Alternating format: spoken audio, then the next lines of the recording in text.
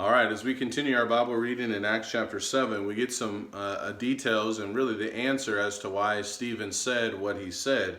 By the time you get to verse number 51, Stephen said this: "You men who are stiff-necked and uncircumcised in heart and ears are always resisting the Holy Spirit." We learned something about the Holy Spirit, that the Holy Spirit can be resisted, that we can choose to resist the teaching of the Holy Spirit, the words of the Holy Spirit. You are doing just as your fathers did. As he went through this whole history of Israel, what they saw or what they would hear from Stephen is how so often those from times past would resist the words of the prophet, the words of the prophets who were inspired by the Holy Spirit.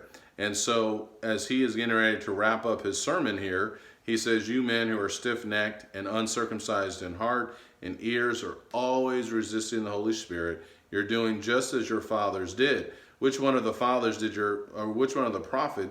did your fathers not persecute? They killed those who had previously announced the coming of the righteous one, whose betrayers and murderers you have now become. So his words were really powerful, and he wanted his audience to see that they were very much like their fathers from years ago, and how they had resisted the very ones that had been sent to them by God. And ultimately, they resisted the righteous one, Jesus, the Messiah, and had also crucified him.